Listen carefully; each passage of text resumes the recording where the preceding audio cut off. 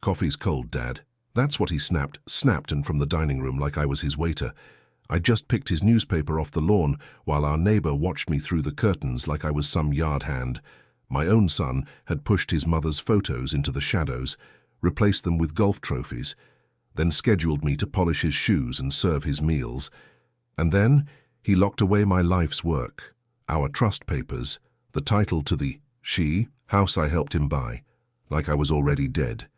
He thought I was too old to notice, too broken to fight back. But what Daniel never knew, what he still doesn't know, is who that house really belongs to, and that he just set the timer on his own downfall. I may be 75, but I built this home, and now I'm going to bury his lies in it. My name is Frank Whitaker, and I'm 75 years old. These days, I spend my mornings in my son, Daniel's kitchen, brewing coffee and massaging liniment into joints that once built houses across 3 counties. My dented red toolbox sits in the corner where morning light hits it. That box and these hands put food on our table for 30 years. My late wife Sarah and I gave Daniel everything we never had, but comfort breeds different values than hardship does. When Sarah passed 2 summers ago, the distance between father and son turned to ice. Daniel doesn't know about the manila folder I kept from my business days, filled with documents that could change everything. Some things you learn to keep close, especially when family starts seeing you as property instead of blood. But let me start from the beginning. The morning I moved in with Daniel started like any other, my joints creaking as I loaded my battered Chevy with what was left of my life. 1 brown suitcase and that old red toolbox Sarah gave me on our first anniversary. You know the kind. Steel that's earned its scratches, handles smooth from decades of honest work. The suburb where Daniel lived was all neat lawns and matching mailboxes, the kind of place Sarah and I had dreamed of back when we were young and full of plans. Daniel's 2-story colonial stood proud against the October sky, its fresh paint and manicured shrubs screaming success. The same house Sarah and I had helped him buy when he landed his first real job. My chest tightened as I remembered signing those papers, both of us so proud to give our boy a head start. "You're late," Daniel said when he opened the door. No hug, no "Good to see you, Dad." Just checked his watch like I'd missed a deadline. "Let's get you settled in quick. I've got a schedule to review." I followed him inside, my suitcase wheels catching on the threshold. The house smelled of leather furniture and artificial pine. Nothing like the warm cookies and sawdust scent of our old place. My son moved through the rooms like a foreman on a bad site, pointing out what needed doing. "Shoes need polishing every Sunday night," he said, gesturing to a rack by the door. "Yard work Wednesday and Saturday mornings, meals at 6, noon and 5 sharp." He rattled off more tasks like he was reading from a punch list. "And the gutters need cleaning before the leaves really start falling." The kitchen calendar caught my eye, one of those fancy magnetic ones stuck to the fridge. Right there in Daniel's precise handwriting, Dad's tasks written across the top of each week. My arthritis flared, but the sting in my chest had nothing to do with old bones. I kept quiet, watching him move around what should have been a home, but felt more like a station house. Noted where he kept his keys, a hook by the garage door, where the mail piled up, a basket on the counter, which drawers he opened without thinking, and which ones he touched like they held secrets. "Breakfast at 6, he said, checking his phone. "Lights out at 10. No late-night TV, keeps me up." The words fell like hammer blows, each one trying to reshape 40 years of fatherhood into something cold and ordered. In the den, a heavy oak desk caught my attention. 3 drawers, all locked. Daniel saw me looking and shifted his weight. "Business papers," he said quickly. "Nothing you need to worry about anymore." I let my eyes slide past it like it meant nothing, but I filed the image away. Brass keyhole, solid construction, the kind of furniture that announces its contents matter. The spare room, my room now, was neat as a pin and just as welcoming. Twin bed, pressed sheets. 1 small window overlooking the backyard, where Sarah's rose bushes used to bloom. I set my suitcase down carefully like I might wake someone. "Better get some rest," Daniel said from the doorway. "New rules start at dawn." I sat on the edge of the bed after he left, watching the ceiling fan spin lazy circles in the dark. Each rotation seemed to whisper about pride swallowed and dignity bent. Across the hall, I heard Daniel moving around. Probably checking locks or making lists. New rules start at dawn, he called again, his voice carrying down the hallway like he was worried I hadn't heard him the first time. The next morning started sharp at 6, just like Daniel ordered. October, frost still hugged the grass when I stepped out to collect his newspaper. Mrs. Alden was already at her window next door, those lace curtains barely hiding her silhouette. When she caught my eye, she gave me this little wave that carried more pity than kindness.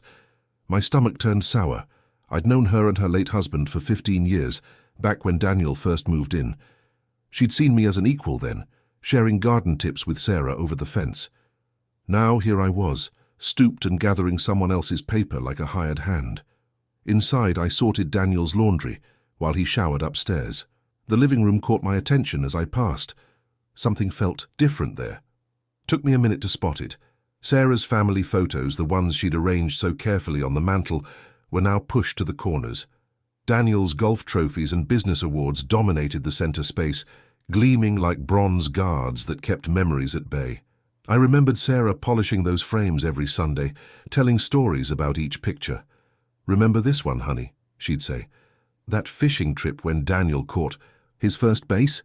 Now those moments were just gathering dust in the shadows. The washer hummed to life just as Daniel came down, his tie perfectly straight, shoes clicking on the hardwood. I figured it was time for that talk, the one I'd been rehearsing since yesterday. "Son," I started, keeping my voice steady as I wiped down the kitchen counter. "I know you're trying to help, giving me a place to stay, but maybe we could adjust these arrangements a bit." Daniel barely looked up from his phone. "What arrangements? The schedule, the tasks. I'm your father, not your... You're someone who needs care," he cut in. "Someone who can't manage alone anymore. You owe me for stepping up, for years of support I've given." He said it like he was reading from a script he'd memorized. "Besides, it's my house now." That phrase, "you owe me," it wasn't just words. It was his shield against guilt and his weapon against my dignity, all wrapped up in 3 syllables that probably helped him sleep at night. I wiped the counter again, hoping he wouldn't notice how my hands had started shaking. The wall clock seemed louder suddenly, each tick marking another second of this new reality. Through the window, I spotted Mrs. Alden still watching, probably wondering what had happened to Frank Whitaker, the man who used to stand straight. "I need some air," I muttered, heading for the front porch. That's when I saw it, a thick courier envelope half hidden under the welcome mat. The return address caught my eye. First Capital Mortgage Services, Daniel's lender, if I remembered right from when he refinanced last year. I tucked that detail away, another piece in a puzzle I wasn't sure I was building yet. Back inside, I decided to play it smart. Stay useful, keep the peace, watch the paper trail. Sometimes in construction, you have to shore up the foundation before you can fix what's broken above. Daniel's fingers snapped, actually snapped, from the dining room. "Coffee's getting cold, Dad." I swallowed hard, tasting something bitter that had nothing to do with coffee. But as I poured his cup, I noticed the den desk again, solid oak standing like a vault. "What's in the desk?" I asked casually, setting down his coffee. I needed a friendly voice, someone who'd understand without judging. So I grabbed the garden hose, making a show of checking it for winter storage. Once I was behind the garage where Daniel couldn't see, I pulled out my phone and called Walter. Walter and I go way back, 30 years of friendship built on shared lunches and honest advice. He'd done the books for my construction company until we both retired, and he knew every paper trail I'd ever created. More importantly, he knew the value of patience when the stakes were high. "Frank?" His voice carried that warm gravel I remembered from countless coffee meetings. "Haven't heard from you since the move. How's it going with Daniel?" I kept my voice low, watching the kitchen window. "Remember when we used to joke about becoming servants in our golden years? Well, it's not so funny anymore. That bad. Worse. I explained the chores, the commands, the way dignity seemed to shrink with each passing hour. He's treating me like I'm staff, Walter. His own father, reduced to polishing shoes and serving meals on schedule." The line went quiet for a moment. You could always tell when Walter was thinking hard. The silence had weight to it. "Keep your spine, Frank," he finally said, "and keep your records. Every paper trail tells a story if you know how to read it." Something in his tone steadied me. Walter always could see the chess moves I missed. I had to cut the call short when I heard Daniel moving around inside. made it look like I was coiling the hose when he glanced out, but my mind was already working on what Walter had said about records. After lunch, I heard movement in the den. The door was partly open, and there was Daniel at his desk, sliding a thick bundle of folders into the bottom drawer. My heart nearly stopped. I recognized that worn leather binding. Sarah had insisted we keep those papers together, all the documents from the business days, the trust arrangements, everything that mattered. "These old things are just taking up space," Daniel said without turning around. The key made a sharp click in the lock, and he patted the desk with this smirk that set my teeth on edge. "Time to clear out the past, right?" I managed a grunt that could have meant anything. Inside, though, my mind was racing. Those weren't just papers. They were leverage, proof, maybe even salvation. But now they were locked away, and time wasn't on my side. You learn a lot in construction about watching patterns. Every job site has its rhythm, its predictable flows. So I started mapping Daniel's habits in my head. His shower ran exactly 17 minutes every morning at 6:45. He left for work at 8:10, regular as clockwork. 3 fingers of scotch at 9:30 each night, which loosened his tongue and made his movements slower. The key ring on his belt caught my eye. 7 keys that jingled slightly when he walked. One of them opened that desk drawer, and I needed to know which one. I slipped a small notepad from his office into my pocket. Sometimes the best tools are the simplest ones. That evening, Daniel's voice carried from his home office. He was on speakerphone, probably thinking I couldn't hear from where I was dusting the hallway pictures. "Finally got things under control here," he was saying. Had to be talking to his cousin Mark. They always enabled each other's worst traits. Dad's settled in, doing what he's told. Those old papers are mine now, all tucked away where they belong. My hands gripped the stair railing so hard my knuckles went white. The smugness in his voice, the casual way he dismissed decades of my life's work. It hit harder than any physical blow could have. But anger clouds judgment, and I couldn't afford cloudy judgment. Not now. Not with everything locked away in that desk. I forced my grip to relax, 1 finger at a time, and kept dusting. Let him think he'd won. Let him believe his father was beaten.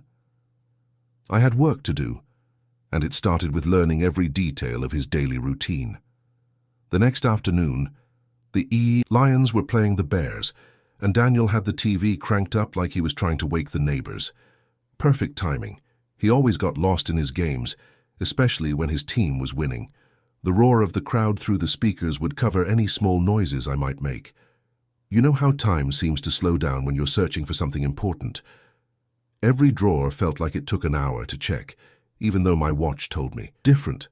I started in the hall closet, methodically working through boxes of old photos and Christmas decorations. Sarah used to keep important papers in odd places. Said it was better than any safe because thieves never looked behind the ornaments. Nothing there except dust and memories. The pantry was next. Had to use a step stool to reach the top shelf, my knees protesting every step. Found some forgotten cookbooks and an ancient can of creamed corn, but no documents. The crowd on TV erupted into cheers, and Daniel's whoop told me I still had time. Have you ever noticed how a garage can be like a museum of forgotten projects? Each shelf telling its own story? I made my way past the workbench, where Daniel had lined up paint cans like little soldiers, probably the only organized thing about him. The familiar smell of sawdust and motor oil brought back memories of teaching him to change a tire, back when he still listened to what I had to say. Behind a stack of moving boxes, something caught my eye. A blue tarp, carefully folded in a way that seemed too precise for Daniel. My hands weren't shaking. Funny how they get steady when there's real work to do. As I pulled it back, there it was, a toolbox that could have been the twin of mine, right down to the dents on the corner. Daniel must have bought it years ago, trying to copy me before he decided he was too good for honest work. Inside, beneath a layer of unused wrenches, I found what I was looking for, a slim, fireproof pouch that didn't belong with the tools. Another cheer from the TV. I tucked the pouch under my shirt and walked past the living room, casual as Sunday morning. Daniel was sprawled in his recliner, beer in hand, laughing at some replay. Didn't even glance my way. The spare room door, my room, now I suppose, closed with a click that sounded as loud as a gunshot to my ears, but the game noise covered it. I sat on the bed, knees cracking like kindling, and laid the pouch flat on the comforter. The corner of an envelope poked out, and my throat tightened. I recognized Sarah's handwriting immediately, neat and precise just like everything else about her. She'd marked it with a date from 15 years ago, back when we were first setting up the family trust. My fingers itched to open it right then, but experience has taught me patience. The walls in this house were thin, and dinner time was coming up. One wrong move, a creaking floorboard, a rustling paper too loud, and Daniel would be at my door asking questions I wasn't ready to answer. Better to wait. The pouch would keep under the mattress until after dinner, when Daniel usually retreated to his office for his evening calls. I lifted the corner of the mattress and slid it in, smooth and quiet. Time to play my part. I headed to the kitchen and started pulling out plates, arranging them just so, like some butler in one of those fancy shows Daniel likes to watch. The silverware clinked as I laid it out, each piece in its proper place. Sarah would have been proud of the table setting at least. Then came the knock. 3 sharp raps that stopped my heart. For a second. "What did you move in the garage?" Daniel's voice carried through the door, suspicious and hard. And there I stood, frozen between the salt and pepper shakers, wondering if I'd been as careful as I thought. I barely slept that night, counting the hours until dawn. The pouch under my mattress felt like it was burning a hole straight through to the floor. Every time I shifted, the crinkle of papers reminded me they were there, waiting. First light crept through the blinds like a timid visitor. I'd been lying there since 4, listening to the house settle and catch its morning breath. When the shower pipes groaned to life upstairs at exactly 6:15, Daniel was nothing if not predictable. I eased out of bed. You know that feeling when you're unwrapping something precious and your fingers won't quite cooperate? That's how I felt, pulling out my old pocket knife. The one Sarah gave me on our 20th anniversary, with my initials worn almost smooth on the handle. The envelope's seal surrendered with a whisper. The bed became my office as I spread everything out. The papers had that musty smell of forgotten things, but the words were clear as day. My hands started trembling when I saw the first page. Last Will and Testament, followed by Family Trust Agreement. Sarah's signature flowed across the bottom like she'd just written it yesterday. For a moment, I could almost feel her hand on my shoulder, steady and sure like always. The trust document spelled it out in black and white. I was still the controlling owner of this house, the same house Daniel had turned into my prison, the same house he acted like was his alone. Funny how a few sheets of paper can change everything, isn't it? But there was more. Stapled to the back, I found a note in Sarah's careful handwriting. She'd outlined everything about property transfers and refinancing, always thinking ahead, my Sarah. One line jumped out. All title updates must be completed before any refinance can proceed. My stomach dropped. That courier envelope I'd seen on the porch, the one addressed to Daniel's lender. It all clicked into place like tumblers in a lock. I waited until I heard Daniel's shampoo bottle hit the shower floor. His morning routine was as predictable as sunrise, before I slipped into the kitchen. The junk drawer stuck like it always did, but I knew what I was looking for this time. There, under the takeout menus and rubber bands, a letter from First State Bank. Daniel had circled next Thursday's date in thick red pen. My chest tightened. The clock wasn't just ticking, it was running double time. Daniel was trying to refinance my house out from under me, and he was doing it next week. Working quick, I transferred everything into an empty folder from the kitchen, wrote family recipes on the tab with a shaky hand. The kind of thing Daniel would never bother to open. My hands were still shaking, but not from age this time. This was different. This was possibility. The shower cut off upstairs just as I closed the drawer. Daniel's footsteps landed heavy on the floorboards. He always walked like he was trying to leave dents. I was already at the stove, playing my part, cracking eggs into a pan when he clomped down the stairs. "We're visiting the bank today," he announced from the doorway. He straightened his tie like he was some kind of executive instead of a man about to steal from his own father. My bank. I kept my eyes on the eggs, watching them turn white around the edges. Didn't trust myself to look at him just then. But for the first time since I'd moved in, the tightness in my shoulders had eased a bit. Sometimes knowing you're right changes everything, even if you're the only one who knows it yet. On the front steps that morning, I ran through what I'd say, keeping my voice steady like I was explaining a blueprint to a difficult client. Daniel, these papers show... No, too formal. Son, we need to discuss... Not that either. My rehearsed words felt like marbles in my mouth. You ever notice how the walk to face something hard feels longer than it should? Those 20 steps to his truck stretched like taffy. Each footfall carried the weight of everything I wanted to say, everything that needed saying. The folder under my arm might as well have been made of lead. Daniel gunned the engine before I'd even closed the door properly. Show of power, I suppose. The leather seat still had that new car smell, the kind of luxury I'd worked decades to afford but never bothered with. Funny how things change between generations, isn't it? Taking care of business today, he announced, pulling onto Mason Street. About time I extracted some equity from the place. That's what responsible adults do, maximize assets. Those words cut deeper than any construction accident ever had. My own son, talking about our family home like it was just another entry in a spreadsheet. Sarah and I had picked out every fixture, every doorknob in that house. We'd planted the maple out front when Daniel was born. At the red light by Peterson's Hardware, where I'd bought my first set of proper tools, I pulled out one page, just one. The trust agreement with Sarah's signature clear as day. My hand wasn't shaking anymore as I held it out. Daniel, look at... He snatched it before I could finish. Paper, crumpled like tissue in his fist. You're done making decisions, he snarled, tossing the ball onto the floor mat. Done. Understand? The shame hit like a physical thing, burning up my neck and into my face. I picked up the crumpled page, smoothed it best I could, and tucked it back into the recipes folder. Tried to steady my breathing like Sarah used to tell me when things got rough. In through your nose, out through your mouth, Frank. The world writes itself eventually. We passed Main Street's familiar storefronts, Jenkins Pharmacy, where Sarah got her last prescriptions, the diner where Walter and I still met some mornings. Walter's voice echoed in my head. Keep your spine, Frank. Some battles need planning. The truck slowed, but not at First State Bank. Instead, Daniel wheeled into the Kroger parking lot, killing the engine with a satisfied grunt. Almost forgot. Need you to stock up for the week. Here's the list. He pulled out a notebook, started rattling off items. And reorganize the pantry when you get back. Labels facing front, everything grouped properly. I watched the morning slip away, taking precious time with it.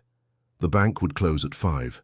The refinance papers were probably sitting on someone's desk right now, waiting for signatures. My dignity was draining away with each item he added to the list. Are you listening? He rapped his knuckles on the dashboard. I said I want the organic pasta, not that cheap stuff. The folder's edge bit into my palm as I gripped it tighter. Keeping quiet felt like swallowing rocks, but I nodded. Sometimes advantage lives in what you don't say, what you don't show. Sarah taught me that too. The afternoon crawled by in a fog of mundane tasks. By the time we got home, dusk was painting the sky purple, and the bank had been closed for hours. Daniel stood in the doorway watching me put away the last of the groceries. Tomorrow, he said, like he was announcing the weather. The den gets cleaned, top to bottom. I kept my eyes on the cans I was arranging, perfectly aligned now, just like he wanted. Inside the recipes folder, hidden between pasta sauce instructions and bread recipes, our family trust waited. Sometimes patience isn't just a virtue, it's a weapon. That night, after Daniel's snores filled the upstairs hallway, I sat at the little desk in my room with just the desk lamp for company. The trust papers and that lender notice with its circled date stared back at me. My hands felt heavy, like they used to after a full day of laying brick. You know those moments when the world seems to press down on your shoulders? When every tick of the clock sounds like it's counting down to surrender. That's where I was, somewhere between midnight and giving up. The emptiness hit hard then, reminded me of Sarah's funeral, the way the church pews had stretched out like lonely roads, how the roses had been too bright against all that grey. These days, her side of the bed stayed neat as a pin like she'd just stepped out for a minute. Sometimes I'd wake up reaching across, finding nothing but cold sheets and memories.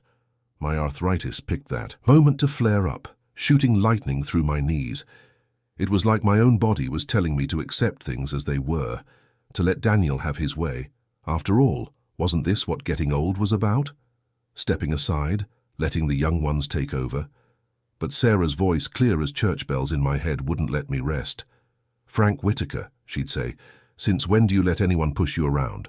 I picked up my cell phone. Another thing Daniel insisted I needed, and called Walter. Didn't expect him to answer, but he did, voice alert, despite the hour. "Give me 20 minutes to get some coffee brewing," he said. "I'll see you at first light." Sure enough, just as dawn was painting the sky, that soft grey blue Sarah loved so much, Walter's station wagon rolled up quiet as a whisper. He had his old leather briefcase and a thermos that smelled like heaven. We sat on the back steps, steam rising from our cups. Walter studied those papers like they held the secrets of the universe. Maybe they did. "Frank," he said finally, "you are not finished, not by a long shot." He tapped the trust agreement. "You're still the owner. Your name, your wife's signature. It's all here, clear as day. Daniel can't refinance without proper title transfer, and that hasn't happened." The coffee suddenly tasted better. "What's our next move?" Walter laid it out like the accountant he was. Precise, methodical. "First, we make certified copies, multiple sets. Then we verify the trust's current standing. I've got contacts who can do that quietly. Most important, we get a meeting with that lender before Daniel files anything else." I remembered my old construction days, how having the right paperwork could make or break a job. Walter helped me photograph every page with his phone, making sure each signature and date showed clear. We sealed copies in separate envelopes, marking them with codes only we understood. The morning air was still cool when we called the lender's office from the porch swing. The receptionist sounded young, but she knew her business. "If you bring proper identification and the original documents tomorrow morning at 9, she said, "our compliance officer will review everything." After Walter left, I hid one copy under the false bottom of my toolbox, the one place Daniel would never think to look. Some tricks you learn from 40 years in construction come in mighty handy. I was just closing my bedroom door when I heard footsteps in the den. Daniel stood there, running his fingers along the desk's locked drawer, that smirk gone for once. "Where did the old pouch go?" he asked, not turning around. "The one from the garage." My heart thumped once hard, but my voice stayed steady. "Haven't seen any pouch," I said, and headed for the kitchen to start his breakfast. Sometimes the best defense is a quiet retreat, and a good plan already in motion. Ever notice how time moves different when you're planning something big? That evening stretched like warm taffy as I laid everything out on my small desk. You'd think after 40 years in construction, paperwork wouldn't make my hands shake. But there I was, double-checking every page like a rookie on his first permit application. The marriage certificate still had that official raised seal. Funny how some things stay pristine while others fade. Sarah had kept it wrapped in tissue paper, tucked away with her pearls. My driver's license photo looked about as flattering as you'd expect, but it'd do the job. I arranged everything in a fresh manila folder, the kind you can get at any drugstore. Nothing fancy, nothing that'd draw attention. "Insurance papers," I wrote on a second envelope, making sure my handwriting stayed steady. That one would go to Walter, a backup plan Sarah would have approved of. She always said having insurance meant you probably wouldn't need it. The house creaked and settled around me while I worked. From downstairs came the muffled sound of Daniel's TV, some game show where people shouted answers and celebrated other folks' mistakes. The irony wasn't lost on me. I called Walter once I had everything sorted. "Got room in your filing cabinet for some extra insurance?" I asked. "Better than that," he replied. "I've got a fireproof safe and no questions asked. See you at 9 sharp tomorrow, right at the lender's front door." I timed my sleep to Daniel's routine, waited for his TV to click off at 10, like always. The house went quiet, except for the furnace humming. I'd already placed my shoes by the door, the ones with the rubber soles that didn't squeak. Sarah used to tease me about being so particular about my footwear. "A man's shoes tell his story," I'd always say. Tonight they needed to tell no story at all. Before dawn, the alarm on my phone buzzed soft as a whisper. I dressed in the dark, muscle memory from countless early job sites guiding my hands. The hallway felt longer than usual as I crept past the den. Funny, I'd built dozens of houses for other families, but here I was, moving like a stranger in what should have been my own sanctuary. The morning air hit cool and clean when I finally stepped outside. Walter's station wagon idled at the curb, right on time. Neither of us said much during the drive. Some moments don't need words. The city was just waking up, street sweepers making their rounds, coffee shops lifting their shutters. The lender's office occupied the first floor of one of those glass and steel buildings that try too hard to look important. Inside, everything gleamed brushed metal, and potted eucalyptus plants stood guard in corners. Even the air smelled expensive, like leather and important decisions. A young woman at the reception desk directed us to wait in chairs that probably cost more than my first truck. Minutes ticked by until an associate in a charcoal suit appeared, extending her hand. "Mr. Whitaker, if you'll follow me." Her office was all clean lines and sharp edges. She took my folder with well-manicured hands, spreading the contents across her desk with practiced efficiency. I watched her eyes move over Sarah's signature, then mine, then the trust language. Something made her pause, go back, read again. The phone on her desk chirped, one of those subtle, expensive-sounding rings. She held up one finger, glancing between me and the documents. "Mr. Whitaker," she said, standing smoothly, "please wait here while I grab our compliance officer. This won't take long." Her heels clicked a precise rhythm as she left, the sound echoing off all that glass and metal. I looked at Walter, who gave me the same steady nod he'd give when we'd spot a mistake in old tax returns, the kind that could change everything once you brought it to light.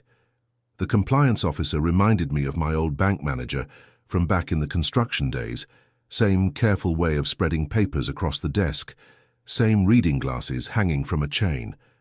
Walter sat to my left, solid as a foundation wall, ready with dates and details if needed. "Mr. Whitaker," the officer began, "please walk me through the chronology of these documents. You know that feeling when you've got all your ducks in a row and someone's finally going to count them properly? That's how it felt laying out Sarah's will first, then the trust papers, then each amendment, neat as nails in a box. My wife and I established the family trust in '98, I explained, tapping the first page. The house was placed in trust ownership when Daniel moved in 5 years ago. These are the transfer documents, all notarized." The officer nodded, making neat stacks as he went. Every so often he'd glance at his computer screen, probably checking title records. His finger traced down columns of dates and numbers, pausing here and there like he was solving a puzzle. "And you've maintained continuous ownership through the trust since then?" he asked. "Yes, sir, never changed." I kept my voice steady, though my heart was doing carpenter's hammering in my chest. Walter leaned forward slightly. "If you'll note Section 4B of the trust agreement," he said, "it specifically requires the senior Whitaker's approval for any property transactions." The compliance officer's exhale through his nose said volumes. He pushed his chair back slightly and folded his hands on the desk. "Mr. Whitaker, I need to be very clear about something. The refinance request placed by Daniel is inconsistent with recorded ownership. The trust structure your late wife established—" He paused, choosing his words. "Well, let's just say there are significant legal barriers to proceeding with his application." My hands stayed still in my lap, though they wanted to shake. Not from fear this time, but from something else entirely. "What does that mean for the refinance process?" I asked, keeping my voice neutral. "We are freezing the refinance pending verification," he replied, reaching for an official letterhead. "Given the trust requirements and the current title status, we cannot proceed without clear documentation of your approval, which I understand you're not providing." The heat rose in my face, and I had to work not to smile. All those months of Daniel's smirks, all those orders barked across the breakfast table, they were about to hit a wall of legal brick and mortar. "Thank you for your time," I said, gathering my copies while Walter, God bless him, spoke up. "Could we get that freeze in writing for our records?" The officer nodded, already drafting the hold notice. I could hear his keyboard clicking like a metronome, counting down Daniel's control. In the hallway, a desk clerk was already dialing.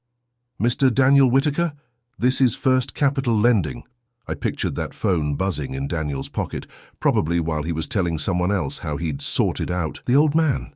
I imagined the color draining from his face as the words refinance hold reached his ears. The notice felt heavy in my pocket, heavier than paper had any right to be. I turned to Walter as the phone call connected behind us. "Ready for the next part?" Before he could answer, the hallway door swung open. The sound echoed off the marble floors like a starting gun. Walter and I pulled into Daniel's driveway, though I guess it was technically still my driveway according to those trust papers. The afternoon sun hit the house at an angle that made the windows look like they were on fire. Fitting, considering what was about to happen. I placed the lender's hold notice square in the middle of the kitchen table, using Sarah's old ceramic paperweight, the one with painted daisies, to keep it from sliding. You ever set a trap and then just wait for it to spring? That's what it felt like standing there in that quiet kitchen. "Want me to stick around?" Walter asked, but I shook my head. Some things a man needs to handle on his own. I didn't have to wait long. Daniel's truck screeched into the driveway like he was trying to leave rubber signatures on the concrete. The front door slammed open hard enough to rattle the family photos, the ones he'd pushed aside for his trophies. "What did you do?"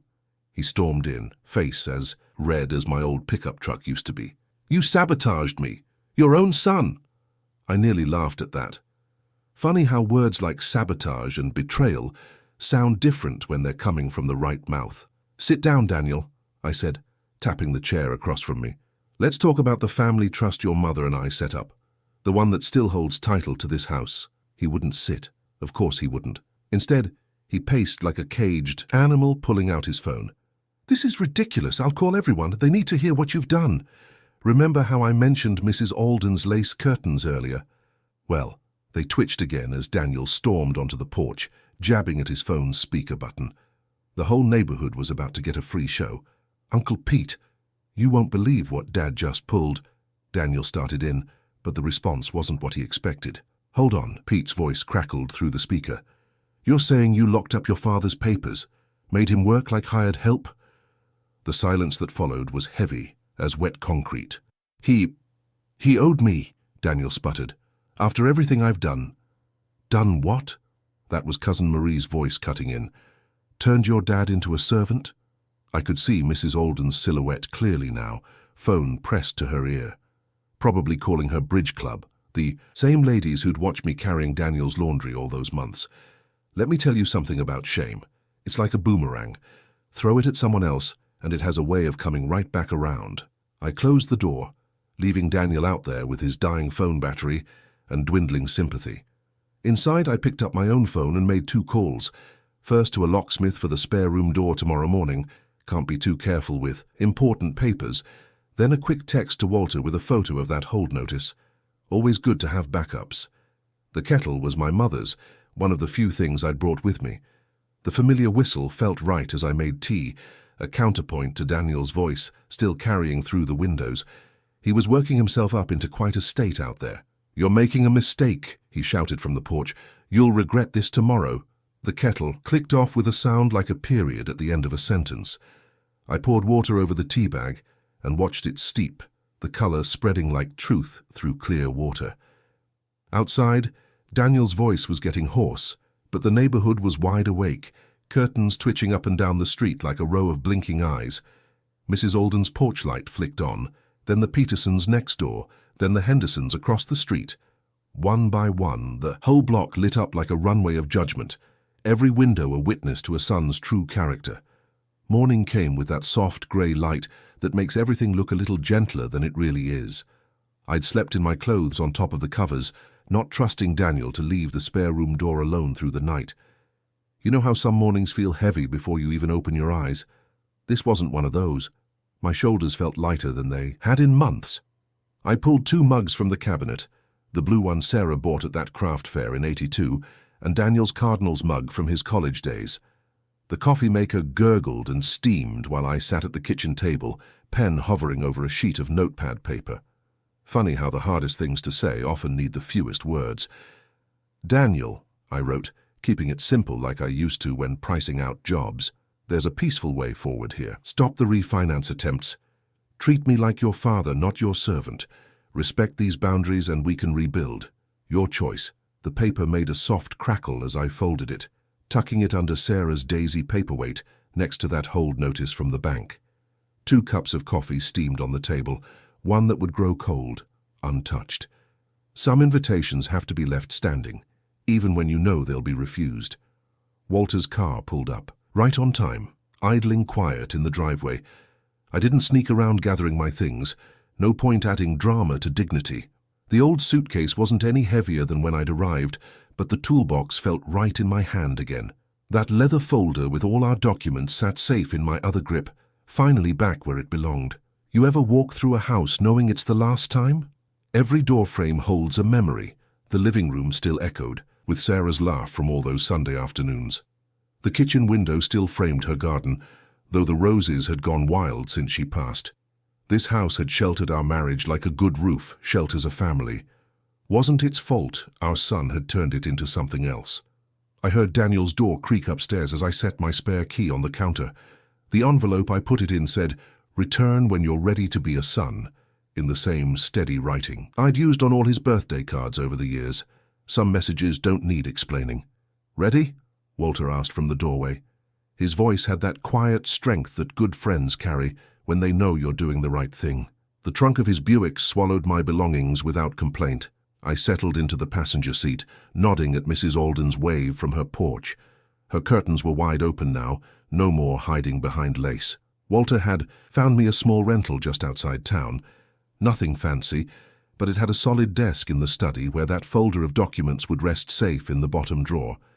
Sometimes the best victories are the quiet ones, built on paperwork and patience instead of shouting. "Mind if we make a stop?" I asked as we pulled onto Main Street. "Need to pick something up." The bell over Mason's flower shop door chimed, just like it had when I'd buy Sarah lilies every anniversary. The young clerk had her grandmother's gentle hands, wrapping the stems in green paper and tying them with a white ribbon. "Perfect timing," Walter said, checking his watch. "We'll make it to the cemetery before noon." My phone buzzed. Probably that neighborhood group chat Mrs. Alden had added me to last night.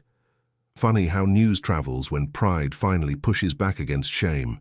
But those messages could wait.